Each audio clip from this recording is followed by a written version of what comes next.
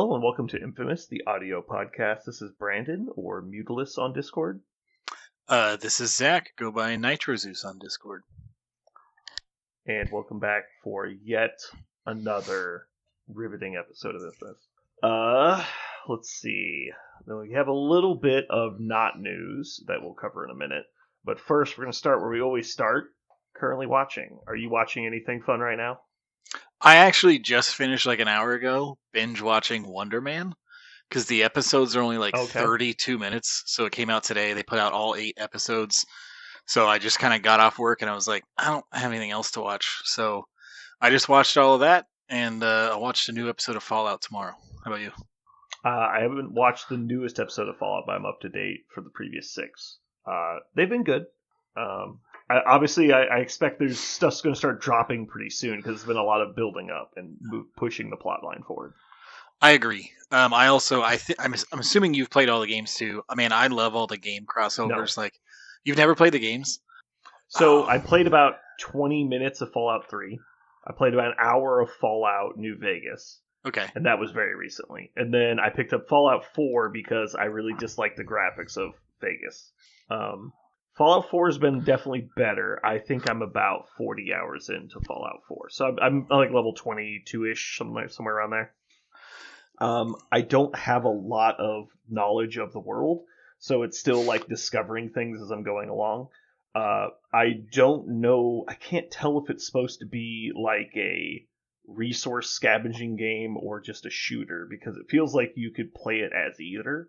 Like, if all you wanted to do is wander around and salvage things, you could probably do that and just, like, fuck off with the combat, right? Like do very little of it. Or you could just never do any of the base stuff and just go kill people. Like, I feel like you could do that, too. But I'm curious if there's going to be a point in the game where you have to do both. Where it's like, okay, the found weapons that you pick up are going to hit a wall, and you need to put skills into crafting and stuff like that to get better gear to progress. Because I've now been ambushed by some dickhead who had like a fucking flamethrower and was beating my ass. I was like, what the hell is this? And so I finally killed him, but so now I have his armor, which was really good.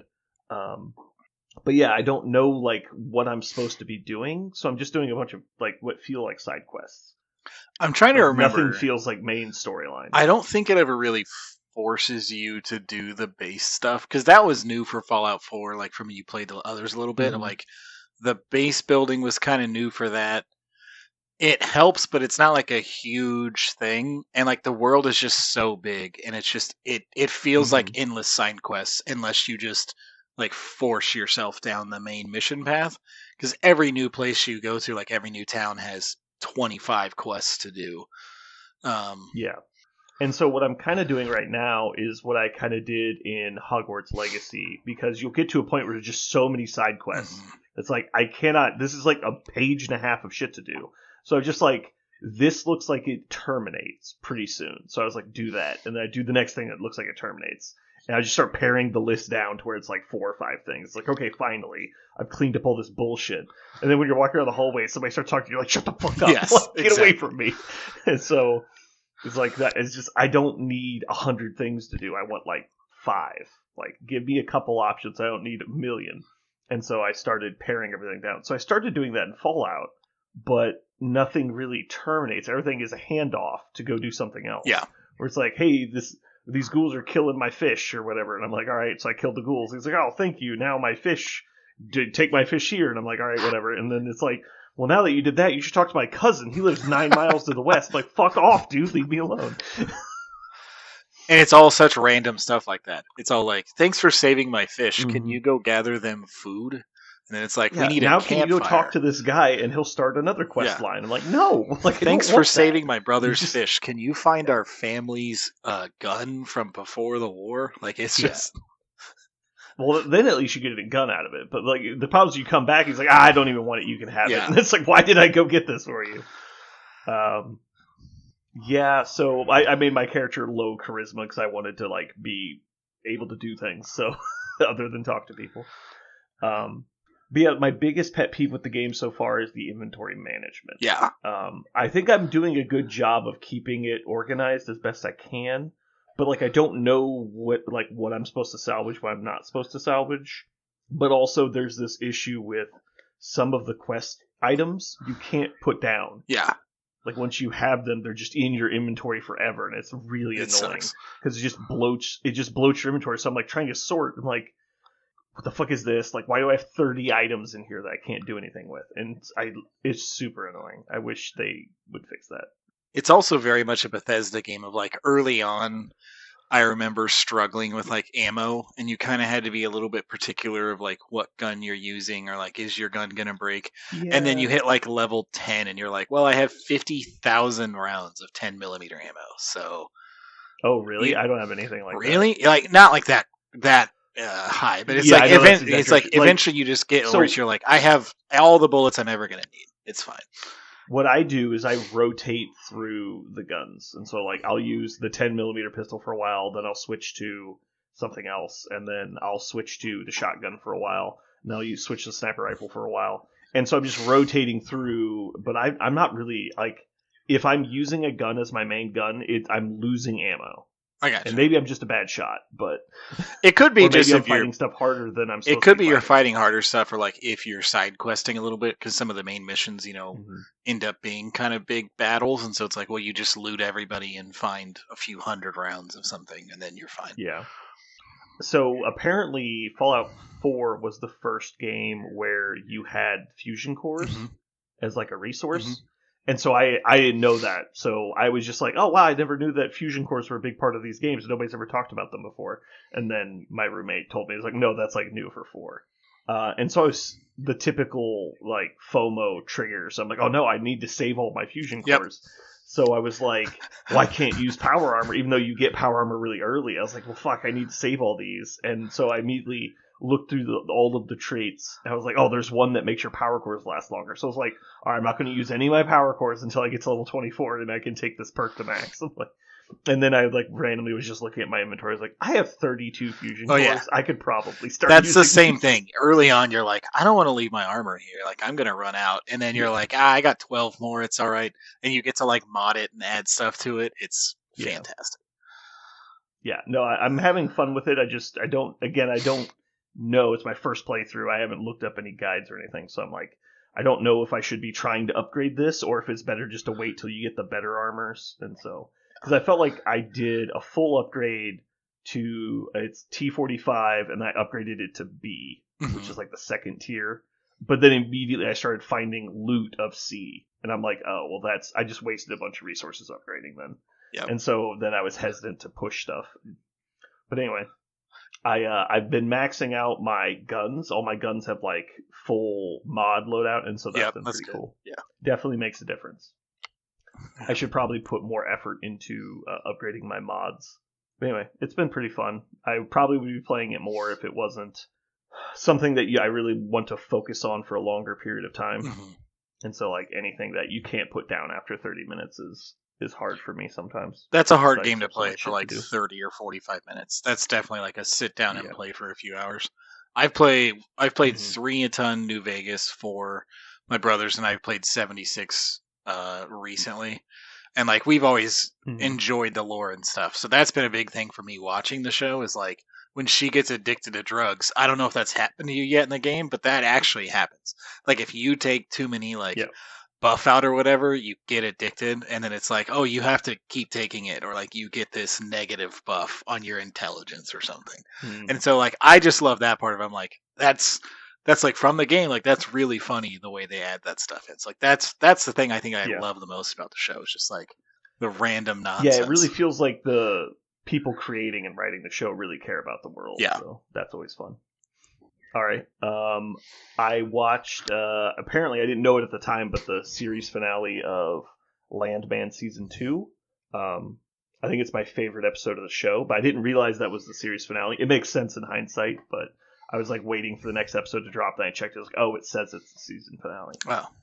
So I've really enjoyed Landman. If anybody hasn't watched it, I think it's the best of the Taylor Sheridan shows, whatever the guy's name is. Yeah.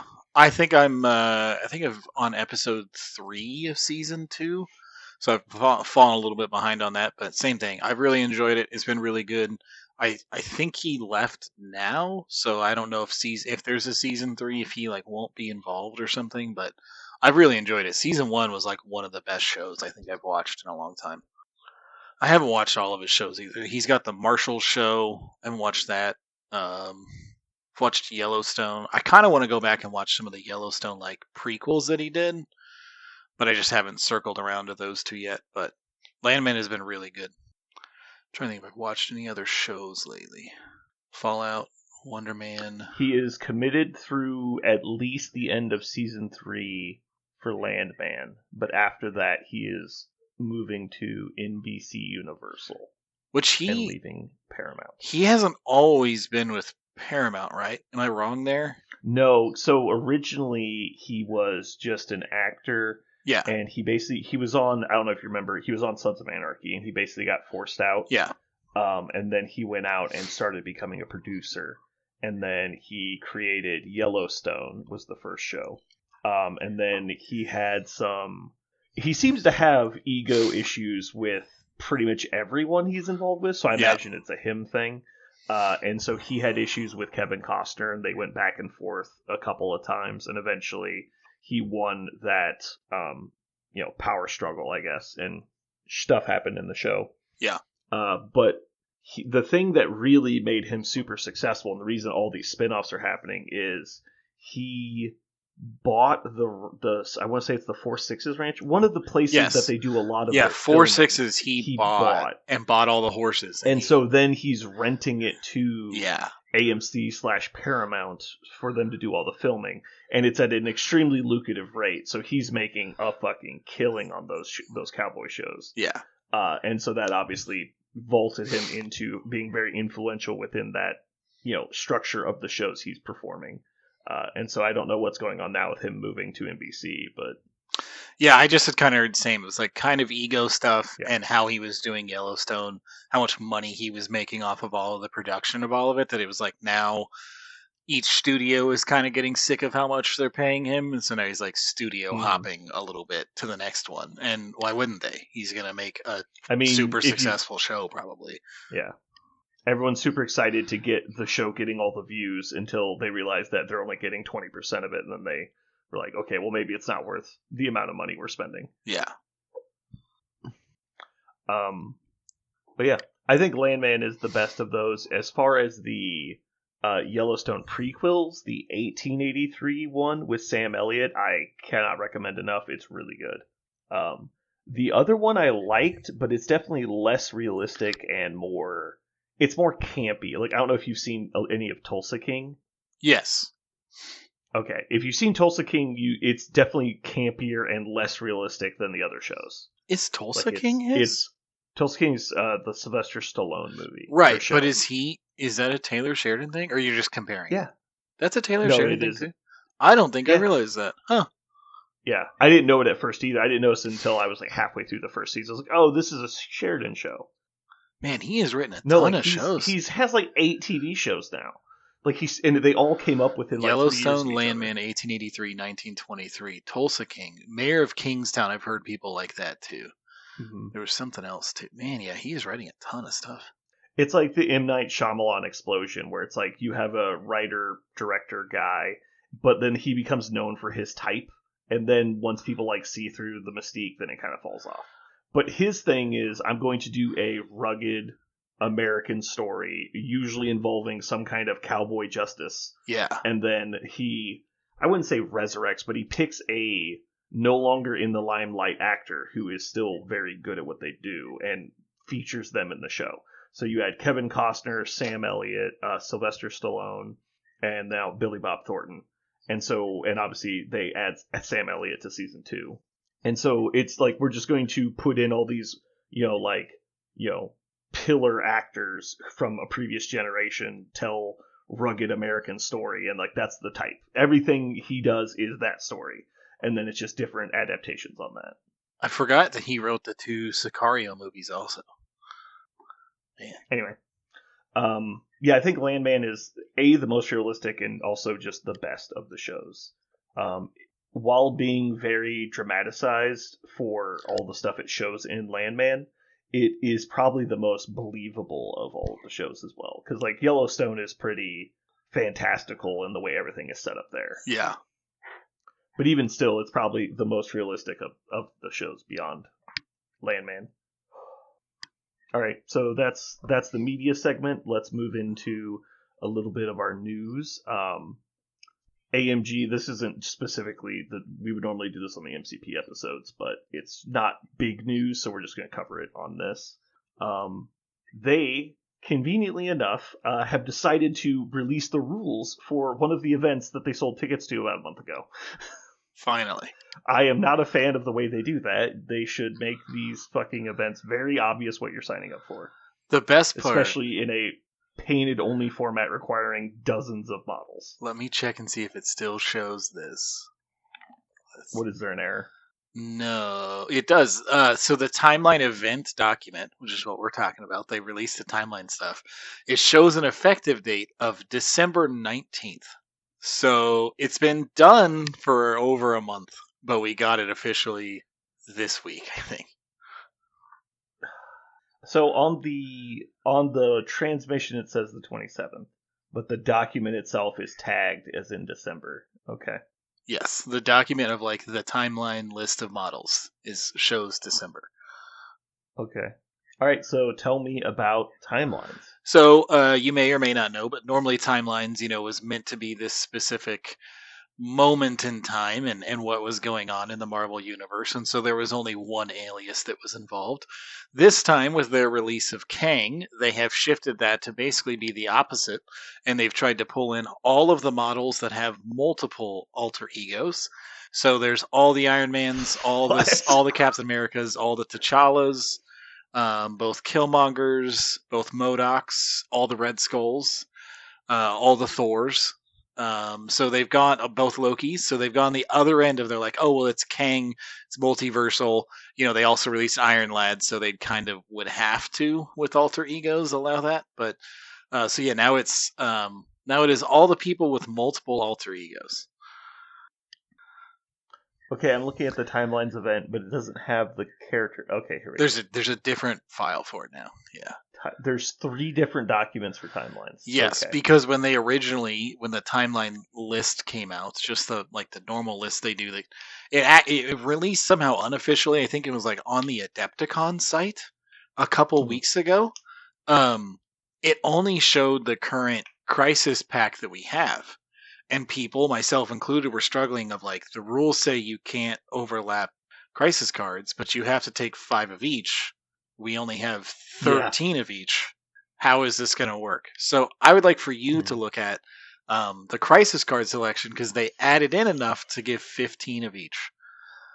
So now you can actually play. So they brought in a few that they had. But you have to play every mission in the game. You have to play every mission. So each list has to be 100% unique. No overlap on characters, tactics, crisis cards.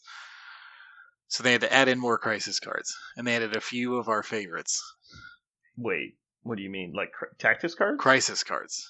Oh, I thought you were saying because they previously released enough missions, but they didn't, did they? They only released 2? They only released the 1 new of each. So we had 13 of each, and you'd need 15 of each. So there's now 2 new missions legal like today that were not legal 2 weeks ago. They are legal for timelines, and they are not new.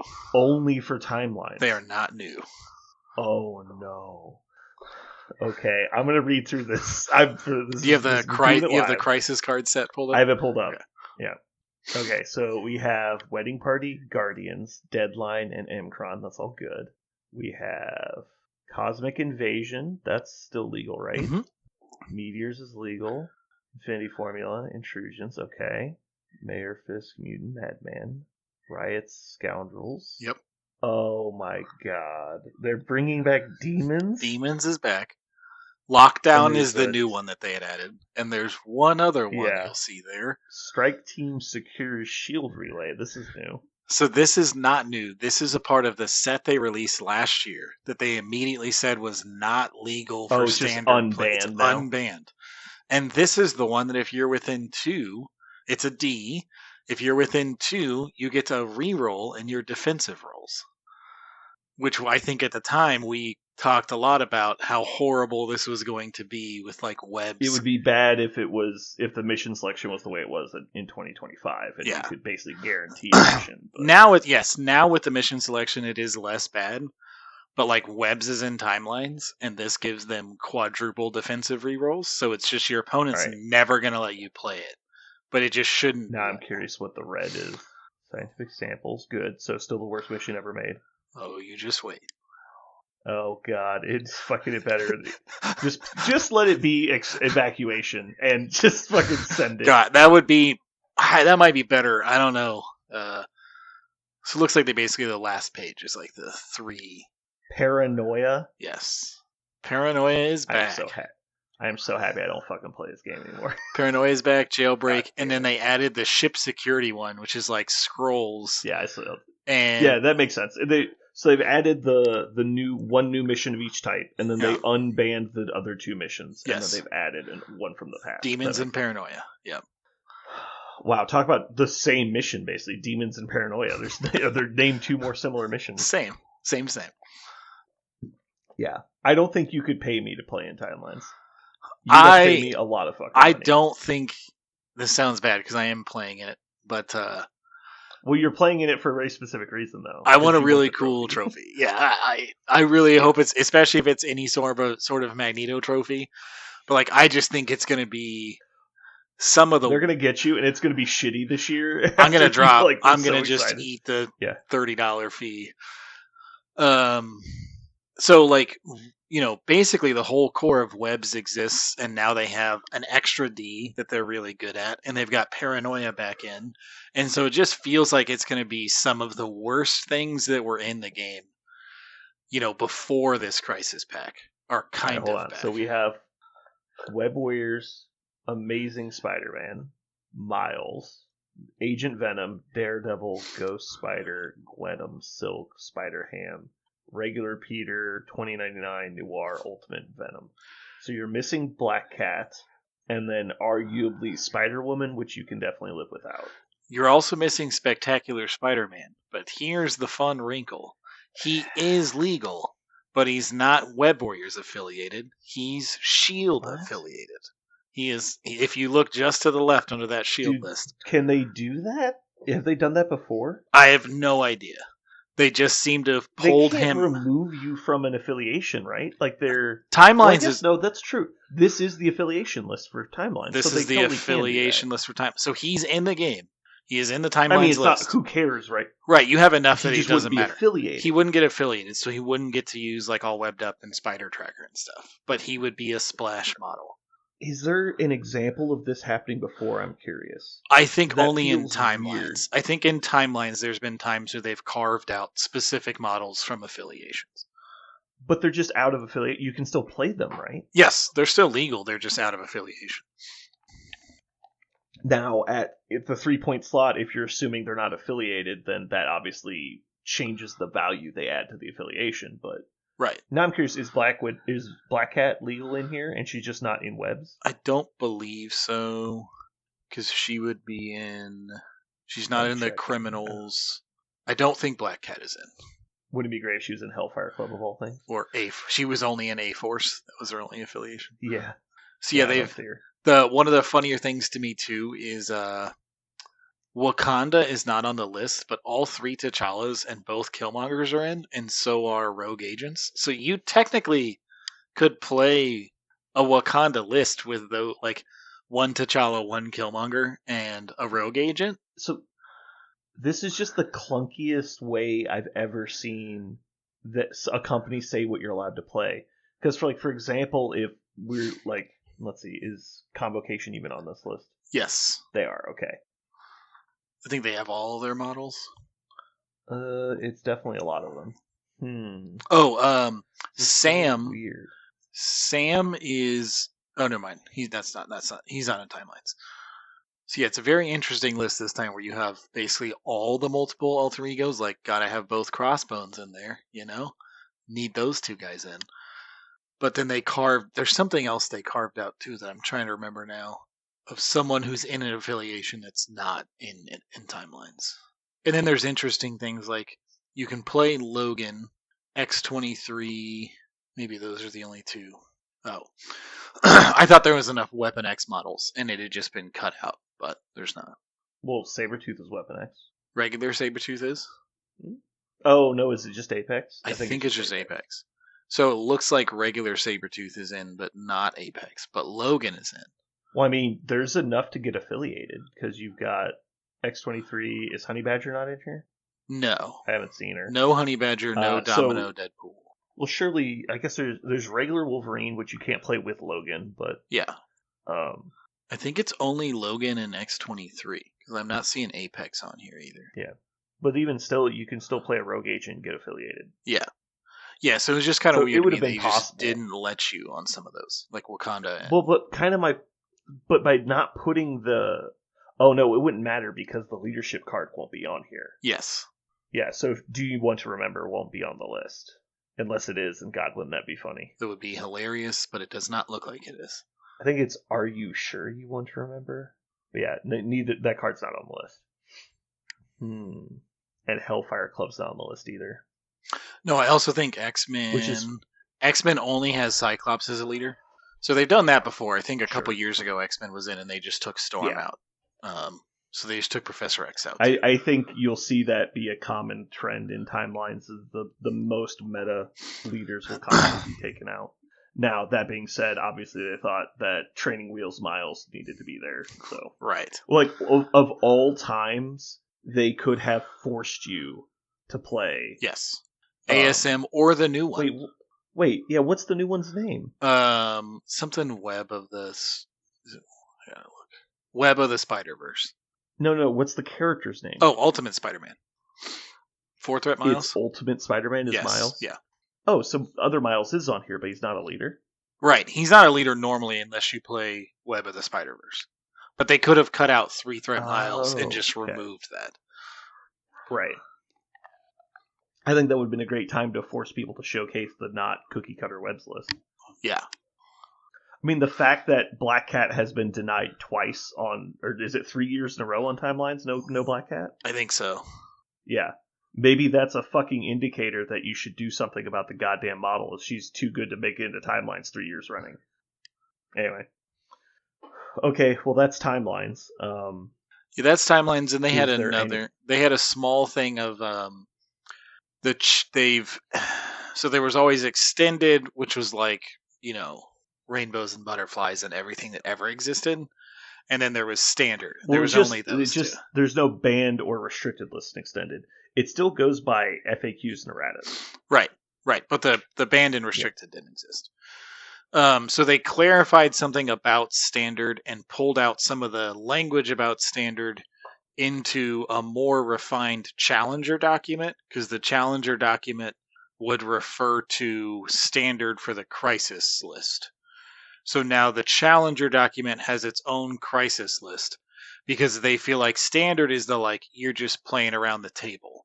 And so basically for standard, they wanted to include strike team and the ship security breach and allow, I think all the E's are back.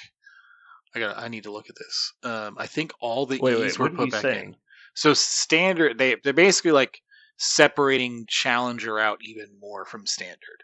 That challenger will have its own refined list of crisis, and then standard will have another list of crisis and banned and restricted. So they're basically cool, because previously every challenger event ever has been standard format. Yes. And so they're now making it its own standalone format instead of it using another format's rules. It's like a blend of both. So they're creating a new format called Challenger, which before Challenger referred to the tournament document, which referenced that you could choose another rule set, either standard or extended. Yes. And that would be your tournament format. So now they're making a third generic format, which is Challenger. That is correct. So you're saying that I get to play E's if we play Challenger? Let me look at standard right now. Standard does have Gamma. Let me see where it defines these crises. Standard does have Gamma, Demons, Researcher, Paranoia, Spider Portals, your favorite, and Strike Team. So basically, Standard doesn't have any of the things they rotated out last year. And Challenger will keep the same list as it's had. Okay, so just reading the insert they have here.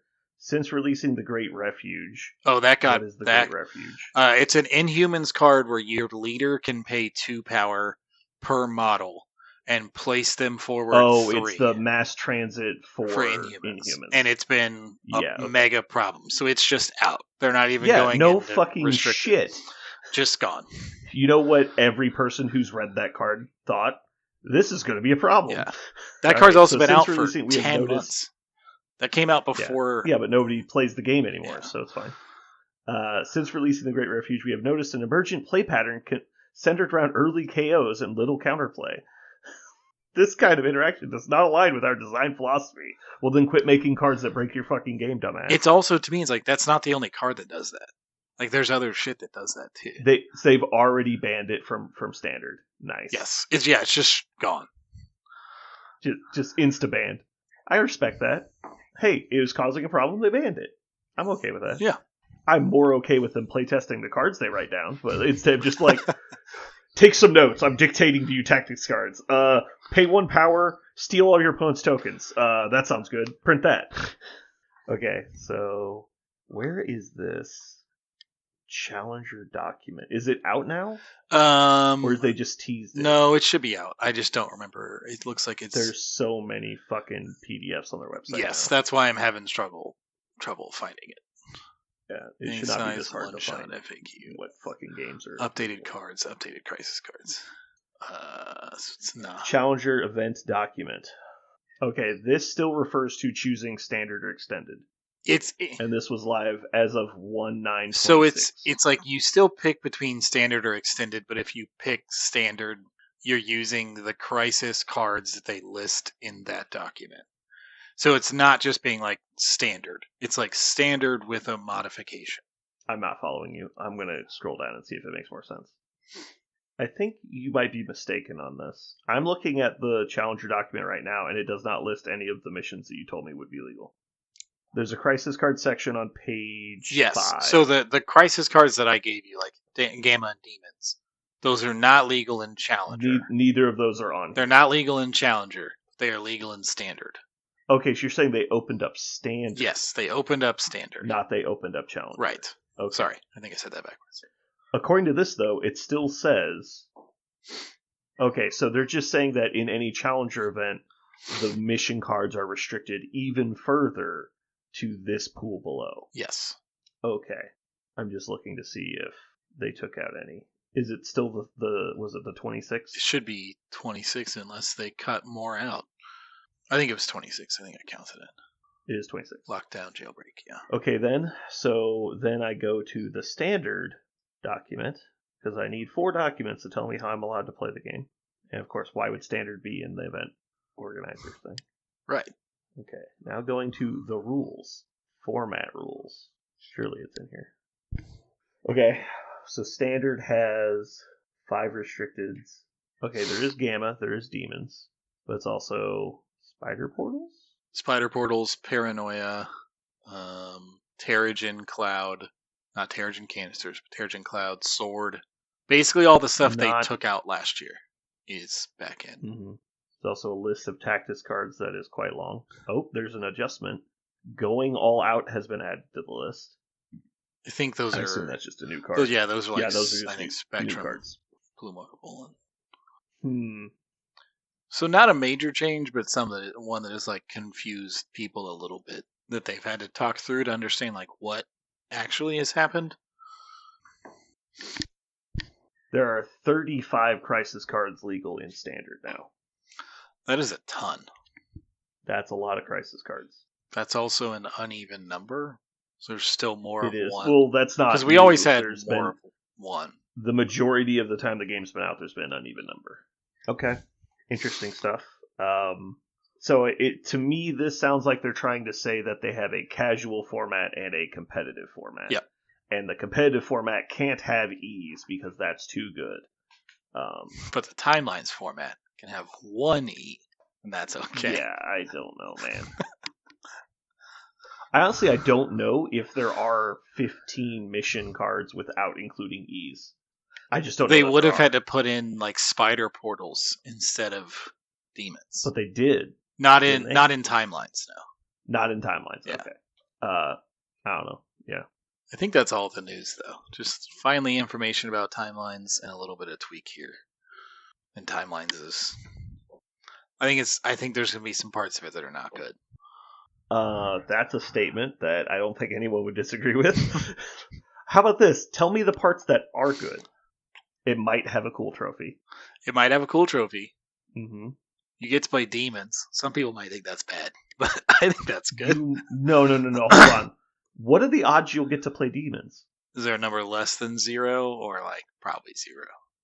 There is supposedly not a number less than 0, but no, I think any list that you're like, I have a list, you have to. So like, I have a very attrition focused list where I have demons in there.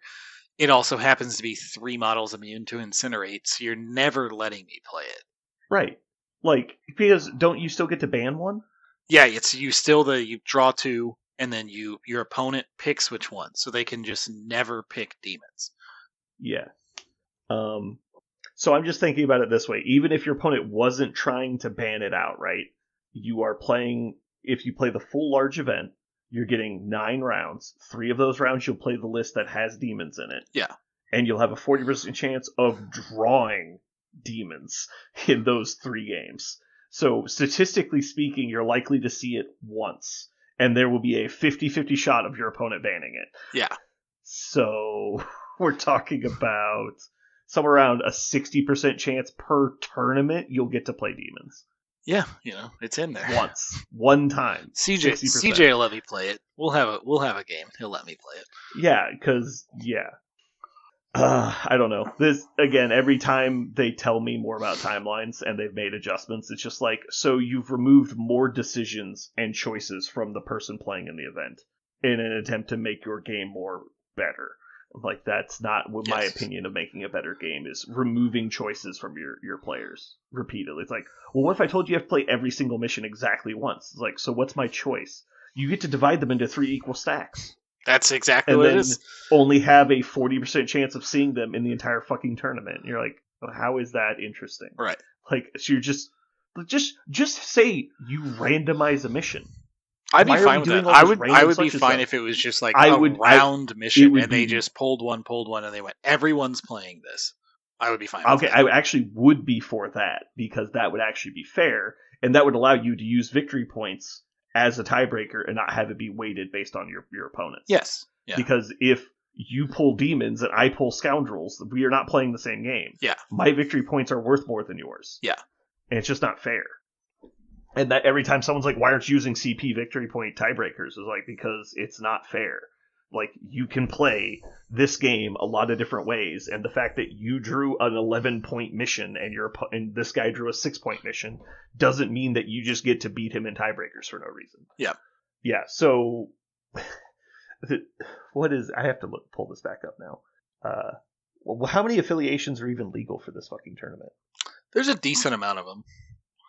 There's always some that are like cut out specifically. How many affiliations are there? Yeah, I don't know, 30 something, I think. Maybe close to 30. That sounds right. I want to say it was like 28 to 30. So you just added Mighty Avengers, Apocalypse, New Mutants. What else did they add in the last? There are 18 affiliations legal. So you're effectively banning almost half the affiliations in the game. More than that number of characters, I would guess. You're cutting out specific leaders in those too. Like Sam is not in there.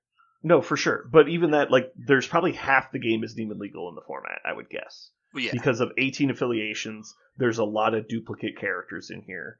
The average number of characters in an affiliation, it looks like about 8 to 10. And with the number of duplicates, you see, like, how many times is Black Widow listed here? She's in 1, 2, 3. Looks like 3 of the affiliations at least, if not 4.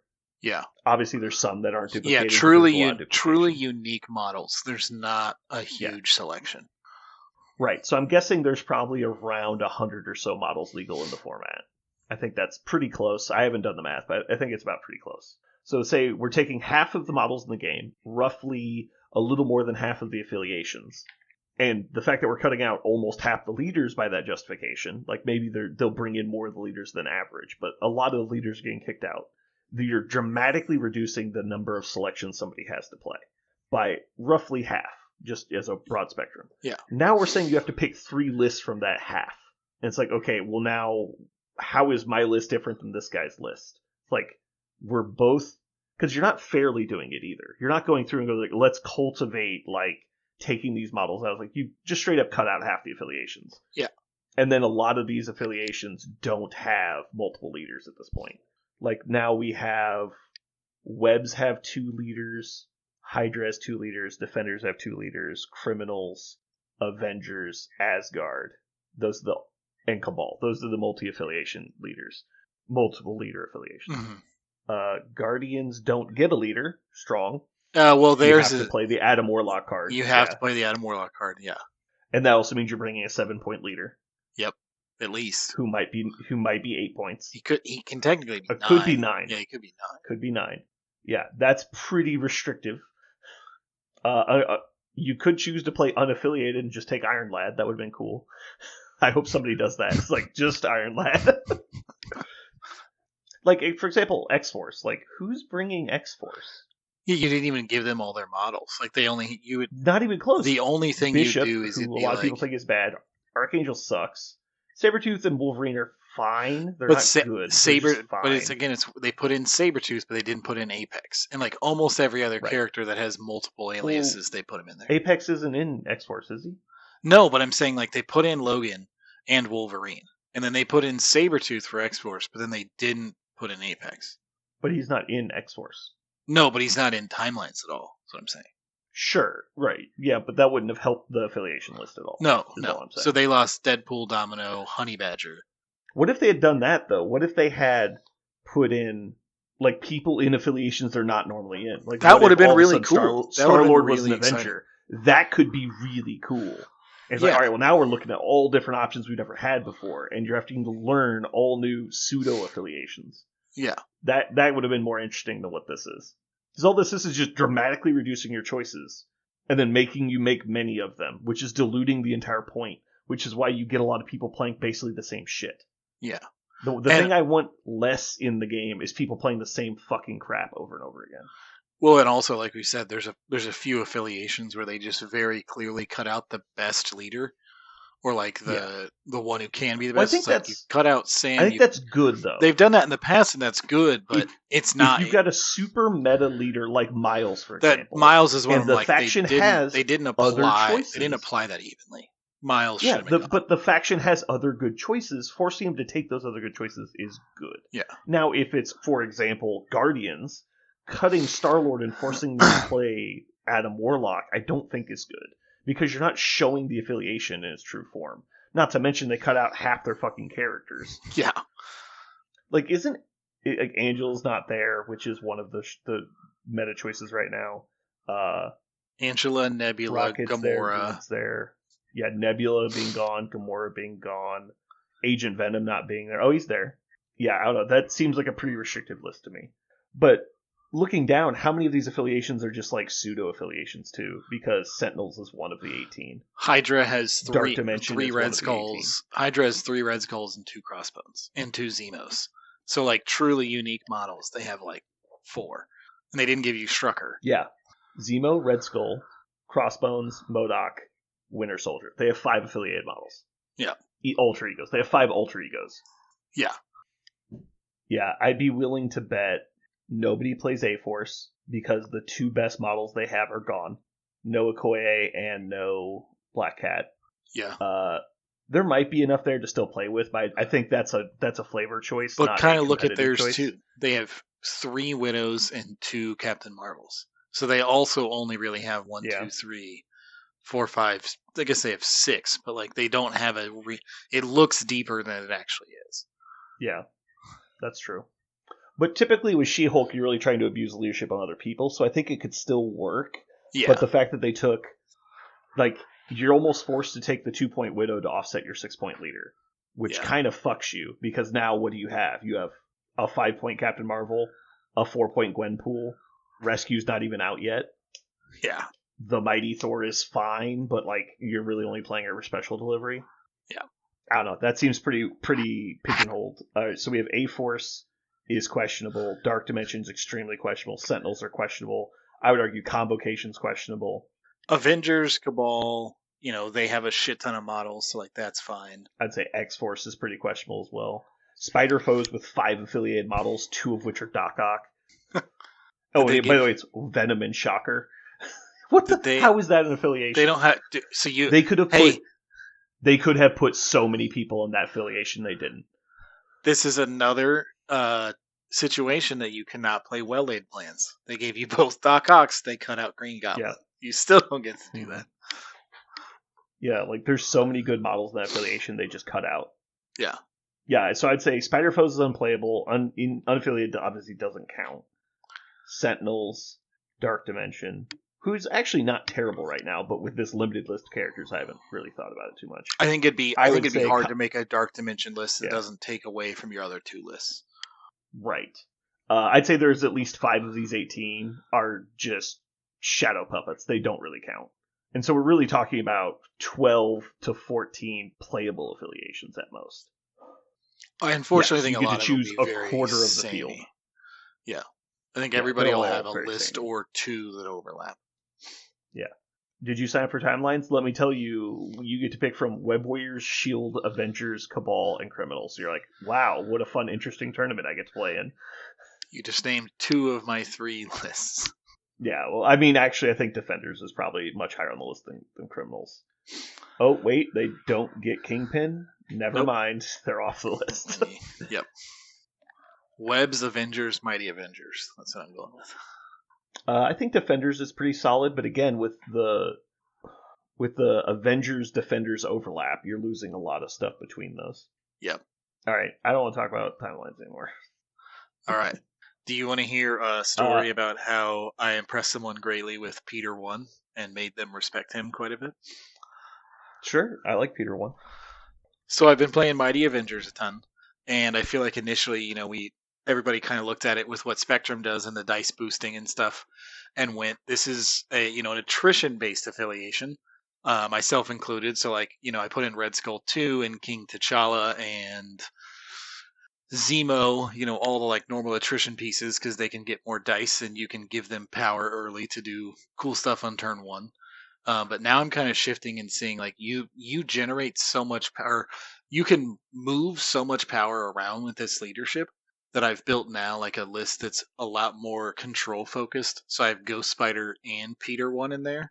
And I played a game last night and my opponent had to devote so many resources to Peter because we were playing Wedding Party. And so it's well, if you just let him live and I can easily get him to 4 or 5 power, he's going to just webline all 3 of your models off. And so every round, his first activation was basically start off, use a tactics card that either changed the attack type with Spectrum or Spectrum has a sort of super hex type card. He just had to devote two full activations of people just to deal with Peter 1 because he was so concerned of you're just going to walk up and webline 3 people off and score 2 VPs on this. I haven't thought about that, but that's a really good idea because you have 2 models that are feeding each other power that can just take control of an entire flank. Yeah. So that's the new list archetype I'm trying. It's Spectrum, obviously. Sam, when Sam gets his wiles and gets damage, he can be great. And then I put in Black Panther 1 and Peter 1 just because their displacement is much more consistent. You don't need a wild, you don't need damage. You can give them 1 power so they can immediately webline or pounce or whatever. But yeah, Peter was awesome. And after the game, my opponent was he's I don't think I've read this card in 4 years.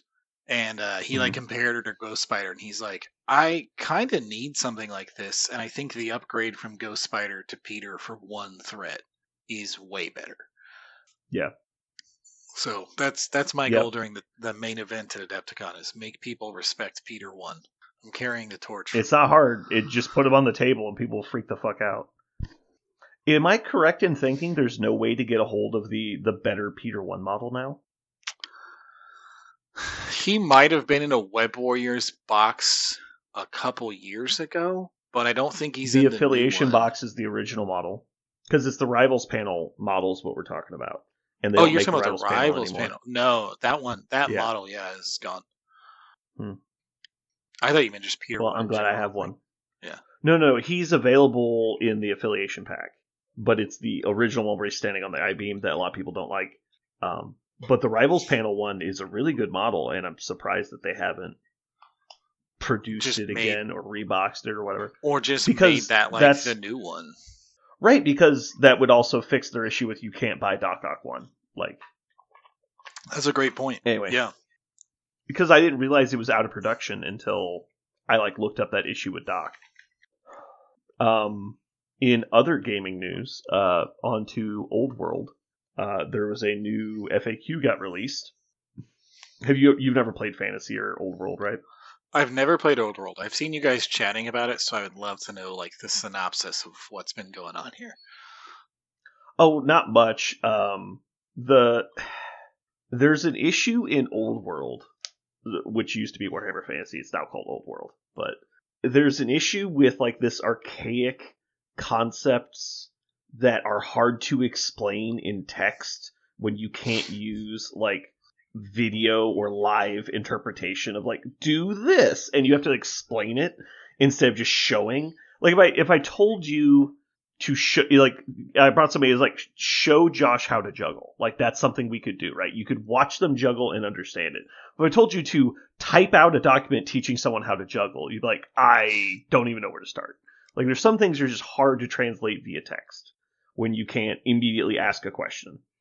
And so there's a rank and file system of, you've got these bricks of units that have like columns and ranks. And when you kill somebody, basically the casualty comes from base contact of the attacking unit. So if our two units are front to front, and one of your guys kills one of my guys, that guy has died. And then he is filled in from people behind him. Okay. How does that work?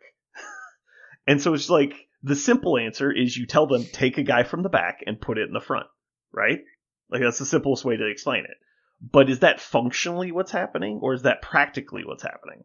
Because, like, functionally, in a actual mass battle system, the whole column would move forward, right? Right. Yeah. Right, that just makes sense. Yeah. Now, there's a rule saying that there's a step-up rule. If you are filling in for somebody who died, you don't get to fight. That makes sense. You weren't there when the fight started. You're just, it's simulating they're killing their way into your unit. You've missed your opportunity to attack because when the fighting happened, you weren't standing there. You're filling in after the fact. So, and you're basically standing on top of dead bodies. Now, the way it's explained in the game is people who step up don't get to fight. But it doesn't explain that if models are in a rank, like I've got 4 ranks, do all 3 guys behind the guy who died come forward, or is it just the back guy teleports? Like, which one happens? Which hasn't been relevant, really, because when the game came out, only models in the front rank fight. It's not a big deal. That model died, somebody else came forward. Right. In a recent FAQ, infantry was really weak, so to buff infantry now fights in 2 ranks. It's a rule called press of battle. They basically are enveloping smaller units because there's more of them, and that lets more of them fight. Okay. And so the rule's called press of battle. The front 2 ranks get to fight. So now what happens if I kill the dude in the front rank? Does the guy behind him step forward to fill the spot in front of him? Or is it a teleport from the back? Because if he steps forward, does he get to fight? Right, because he was the second guy. Because he stepped forward. But he is was the the guy number third guy 2 who now was the new able to second fight. guy, so now he can fight? Do what? What did you say? Is the third guy then move up to be the second guy, and then he can fight? Well, he stepped forward into a fighter rank, so we know he can't fight. Okay. But can guy number 2 fight? Who is now guy number 1? Yeah. I think the implied intention is yes, he can, because he was able to fight at the beginning. But it's not like really stated. It's kind of ambiguous depending on how you read it because it's, bad writing. So that's been something I brought up a couple times. And so in an attempt to fix wording kind of like that, because not only can you fight in 2 ranks for infantry, but then you can have spears. Spears fight in an additional rank again. So now you're fighting 3 ranks deep. So now it's like, well, because the rules are written from the base rules perspective. So Right. they don't really cover the exceptions. And so, yeah, it's just kind of weird. So there's some interpretation was, well, you can only kill the front 5. So anyone you kill after the first 5 doesn't matter, because you're just killing guys who are teleporting from the back. Like, what's saying that you're not killing the same dude over and over and over again, and he's just getting filled in from the back? So let's say I had 10 attacks, because I'm 5x2, right? And there's infinite guys behind me, theoretically. You kill 20 dudes. Well, you just kill that dude 20 times, and he just keeps filling in, so I still get to make 9 attacks. Like, that clearly isn't the case. That's not what their intention is. Or else that's what they would say. It's like, you lose 1 attack when somebody dies. So now it's like, well, it says casualties have to come from the front, and it very explicitly says you fill in from the second rank going forward. It says you fill from the back. So if that's the case, you could just theoretically never kill more than the front rank. Therefore, you would always get the second rank of guys fighting. Yeah. But is that the intention, or is that what it says? Right. Because I'm with you. I'm like, the practical is like the second guy moves up. So then you kill him, they're all falling forward, attack. right? Yeah. But if says that's true, from the back, when then that's... When you kill a guy, everyone behind him loses their attacks. Right. Because they all have to step forward, which I don't think is the intent. Right. Because I think what they're trying to say is, you calculate the number of models that can attack at the start of combat. Every casualty dealt to your unit reduces that number by 1, is what they want to say. But they're dumb and British, so instead they try to rules lawyer 3.5 pages of FAQs explaining the functionality of mass combat in like a turn-based fucking combat system. And it's like, that's not how this works, you dumb fucks. Just say, reduce the models by the number of casualties. But they won't. They won't say it. It's like, they're going to die on this fucking hill. They're going to lose trying to force people to buy their tea. It's like, the only way they know how to live. We're going to make you learn this shit. We're going to keep exactly, but they don't know how it works either. Because you can tell by the way the questions are being asked that they don't understand what's going on. It's so funny. And so that was one of the things that got FAQ'd recently. And it's like, I have so many more questions after the FAQ than I did before the FAQ. You're like, let's stop doing FAQs. Let's have a live Q&A here. Let's just talk this out, buddy. I have it pulled up right here. So the wording is, if a unit with the Pressabello, which is the rule that lets it fight in 2 ranks, can I remove casualties from the second rank instead of the front rank? No. Models in the front rank must be casualties. Okay. Let's see. If a unit contains more... Okay, that's not relevant. That's the main question we got here. There was another one, though. Damn it. Oh, I'm thinking about there's a Adepticon FAQ that we had brought up. Oh. But anyway, so a lot of this is like, people have been playing this game for a really long time. Because Warhammer Fantasy Battle, which is what Warhammer Fantasy is now called, or was called back in the day, was originally the first game that GW released as a miniatures game. There was like a skirmish stuff and things before that, like a role-playing game, but it was their first real miniatures game was Warhammer Fantasy Battle. 40K came later. So the people have been playing this game since the mid-'80s, and it lived through the like mid-2000s to the like early 2010s.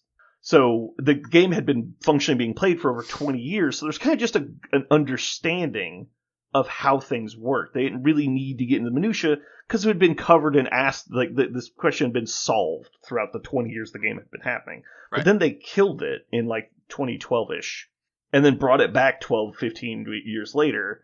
And now they're like, yeah, just do the thing. But it's like, you've lost that knowledge base. All those people are gone now. There's not that 50-year-old dude at a store explaining to everybody the functionality of it. You have to actually teach people with your words. Yeah. And they have not done that very well. The biggest failure, in my opinion, of Old World is how the main rulebook is laid out. I think the actual way the rules work on the table is really good.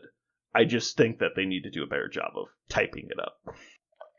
Yeah, because I feel like what you explained, like verbally, makes sense. It's like, okay, I'm following you. This is easy. But then, like reading the rules, like, yeah, I don't know at all what you guys are trying to get here. But also, being a gamer, I can see any of these situations being what was intended.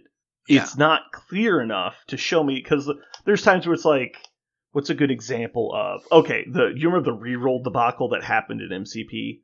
When it's like, when do you modify dice, and so they made you prepay for rerolls for like a month. That was the equivalent of like, guys, we know what they mean. Yeah. You've watched the devs play the game on stream. We know what they mean. They wrote the fucking rule. Just do what they're doing. Like, you can show video evidence of how the rule is supposed to work. they made the rule. We know that they know how it's supposed to work. But instead, like a fucking, timing loophole on a card created this problem that we decided to make a huge mountain out of instead of just ignoring the molehill that we walked past. Because all you do is okay, we're going to errata these cards. This is the way it's intended to work. Move past it, please. That's the level of effort it would have taken to fix that. Instead, we made a huge fucking problem out of it. Yeah. And we nerfed a bunch of characters that didn't need to be nerfed. We buffed other characters that didn't need to be buffed. And then we errated all the cards anyway to fix the fucking problem. It's like, grow up. We know what's supposed to happen. So, yeah. It's just like, and then here's this other game that we can't even figure out how the basic combat rules are supposed to work, but everyone likes the game. It's just like, come on, guys. It's not that hard. Just explain it. Yeah. Yeah. And it's just like, this is why when we release things, I'm like, how did no one catch this? There's so many people involved in it. Nobody read it. It's like, I get that things get changed on the way to the printer sometimes, and it's too late to catch stuff. You're going to have mistakes. But, fix the basic stuff first. You should at least know how the game works before you sell it. The other update that was funny to me, it wasn't a very big FAQ at all, but Undead specifically have a rule called regen. There's a lot of other games that have, or armies that have it too, but regeneration is it's kind of like a feel no pain if you played 40k.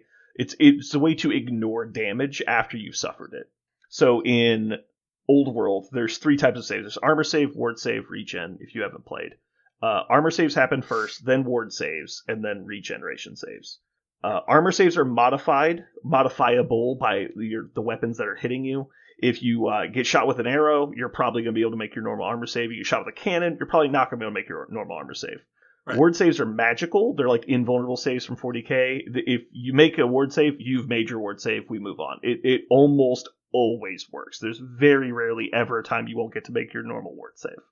Regeneration saves are not saves against the attack. They're saves from losing wounds. And so if I hit you with a sword, you take a wound. You make a regen save, you don't lose the wound. And so it's after all other saves, everything else has happened. But if I hit you with a cannon and it does d6 wounds, you would then be making regen saves against the number of wounds you would have lost. Does it make sense? Yeah.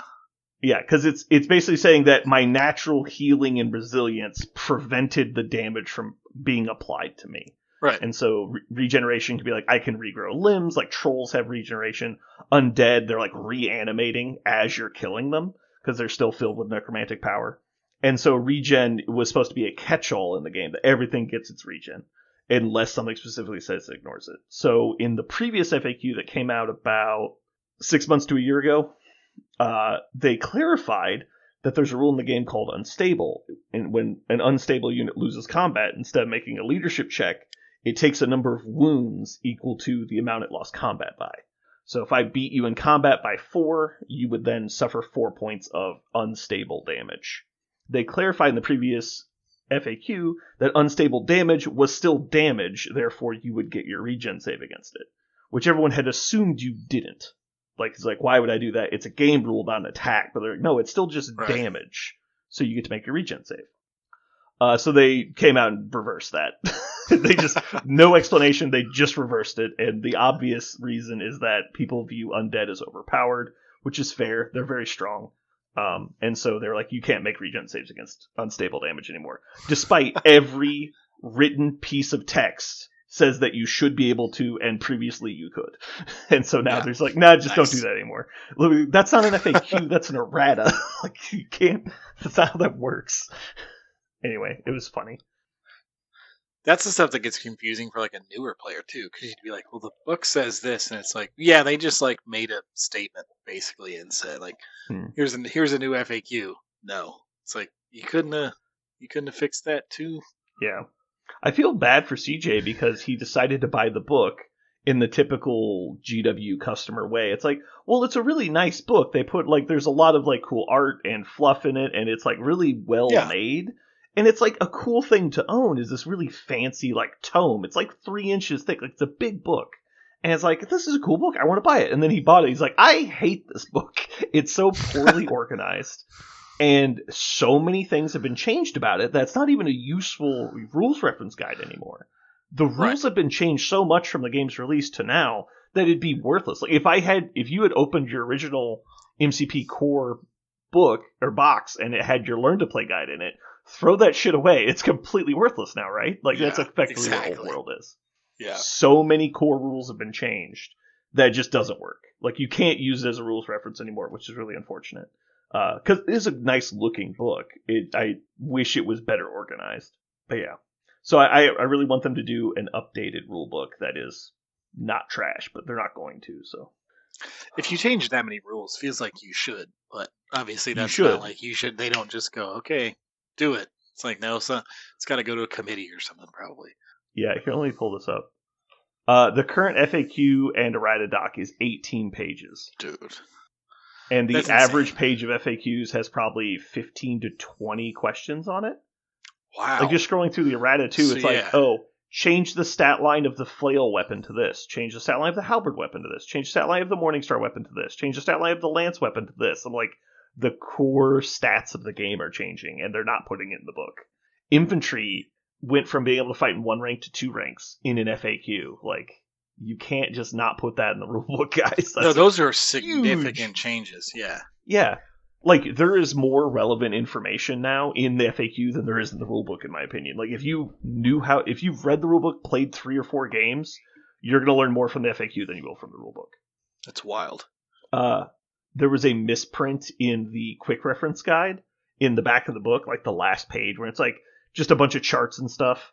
There was a really important one where it says to dispel a spell, your dispel roll needs to equal the casting roll. Okay. That's not the rule. In the rule book, you have to beat it, not match it. And so it's very relevant on a 2d6 roll that you beating a 7 and making a 7 is very different percentage-wise. Very different. And so it is very different. It's a huge chunk, right? Dispelling is supposed to be hard. It's not supposed to be average. So yeah, they finally fixed it because it was just a typo. And so it took them... When did it come out? When did Old World release? 2021. They just fixed it? July 1st of 21. So it's been 3.5 years.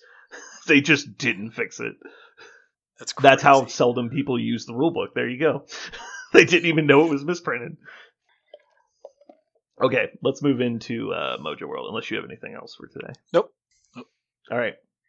We're getting bold this week, guys. We're getting very bold. We're gonna start doing galactical rating scales here, everybody. I just want everybody to know. So this week on Mojo World, we are rating other planets in our solar system.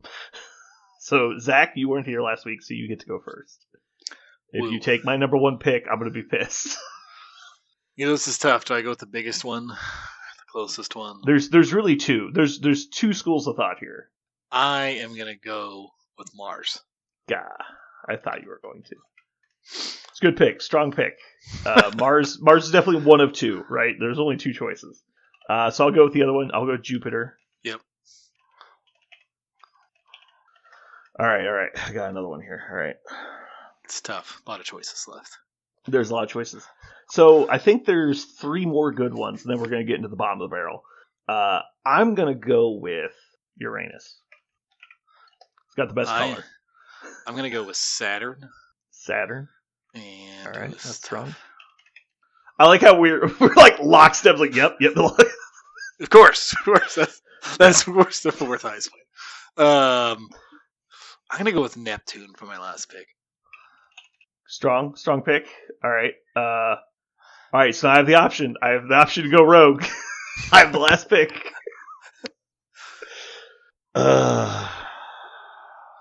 Not a lot of options left. I'm gonna go with Mercury. Ooh. I thought about going wild, going with Pluto. Just start the argument now. Dwarf planet. Right. So we got an honorable mention. Venus. Oh, we got one. I had a hard choice, man. Hard choice. I can't wait to see people just not vote this week. Like, you guys are fucking idiots. No. All right, I thought you were going to go with Jupiter first. I was going to be upset. I think Jupiter might seal it for me. Jupiter's great, man. Mars just, Jupiter's it's great. right there. It's right there. It's the one we're going Jupiter to next. Is like, so. Can you imagine being the first scientist that's like trying to explain to people what Jupiter is like? Like, dude, you're fucking crazy. It's like, all right, just imagine this enormously vast planet. There's nothing there. Like, it's just empty. There's nothing there. You're like, how do we land on it? Like, all right, so you don't. But... So you don't. Hear me out. You don't. I feel like Jupiter is just like the universe's biggest Uncrustable. Like, that's just all it is. They cut the crust off.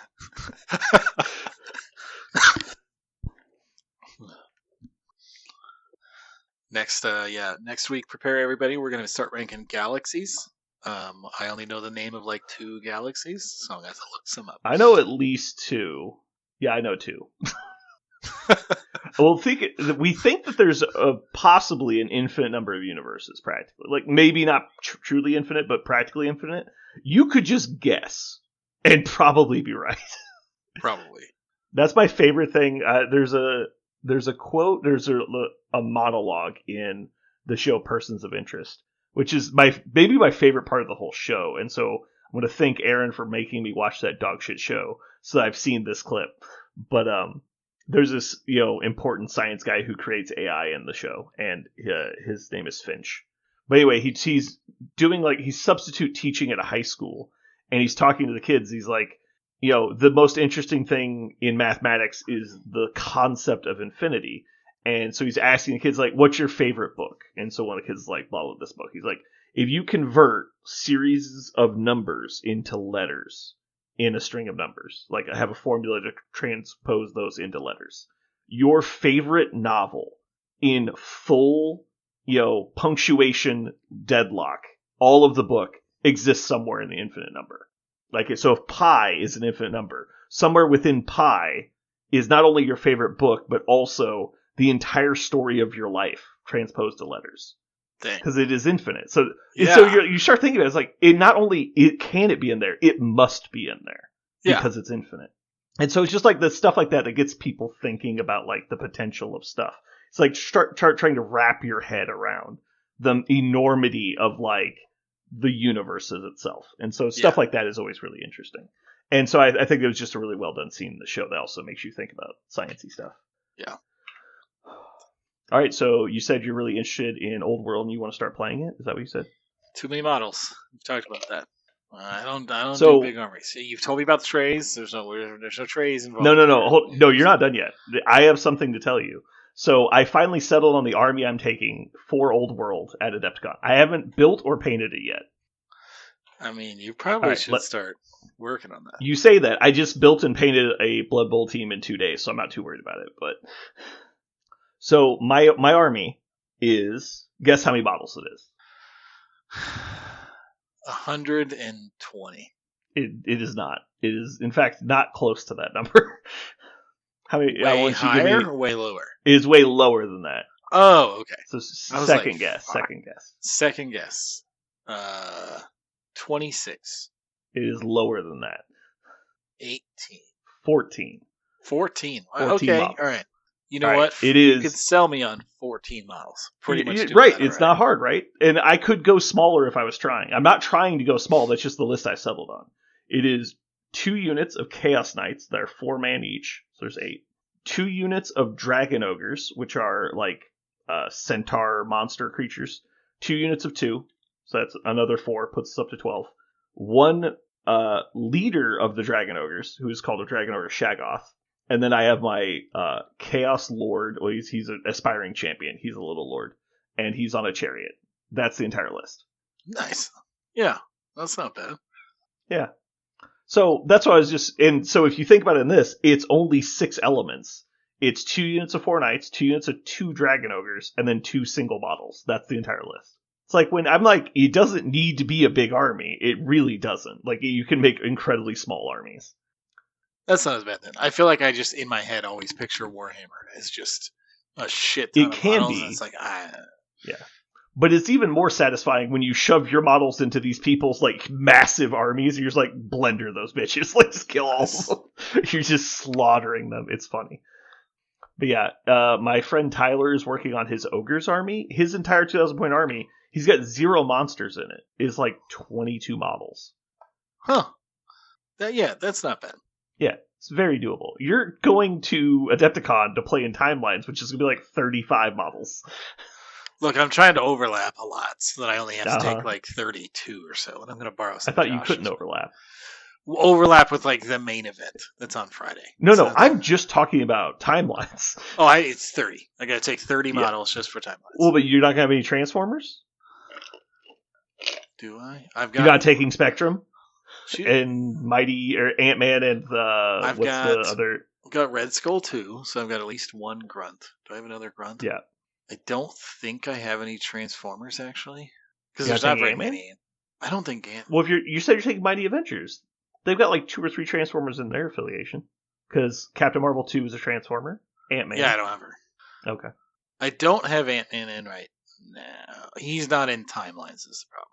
He's in regular, not timelines. Gotcha. But he might be in my regular roster, so we'll see. But yeah, you're right. It's probably closer to 35. Yeah. Yeah, so my 2 games I'm taking, one of which is Old World, has a combined 26 models. You got me beat. Yeah. Well, you just gotta learn how to do it. I can never complain Play Chaos Warriors. You get through models real fast. So they made a rule. They had to make a rule for Old World that no single model of yours could cost more than 25% of your army. They made that rule because of Chaos Warriors, because they were taking a Chaos Lord on a Chaos Dragon. It was costing like 700 points. I'm not gonna lie to you. It was a third of their army. The first thing I did looked up was, are there dragons? Like, can I play? There are dragons, and they're pretty badass. No, yeah, the Chaos Lord on Dragon is like King Shit a Fuck Mountain. He does not take shit. So from he was just like 40% of their points, like in just No, he was like coming at like 720 points, and he was just like, I push this into your things. Those things die. I move it into other of your things. No, it was like old school Malekith when he first came out. It's like, I charge that, it dies. I charge that, it dies. Like, get out of here. It's very much what it feels like. Because the Chaos Lord can take, it's like 100 and something points of magical gear. He costs 205 like on his own. Just naked. Naked dude in the middle of the field, 205 points. And then it's 100 points of magical gear, like 100 points of chaos gifts you can give him. Then you can put him on a mount, and that mount, the Chaos Dragon, costs like 280 points. And so you're just like, and it just keeps stacking up all this shit. Then you can give him a Mark of Chaos to give him like another bonus depending on which god he worships.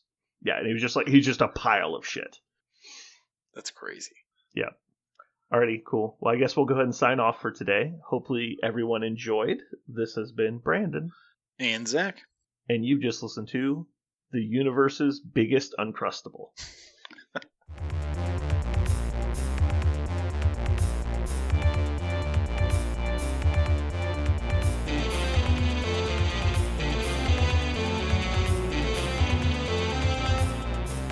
So what are we going to call this thing? I got it. Okay. Incredible, new, fantastic, astonishing, mighty, original, uncanny, sensational podcast. I'm just going to put down infamous.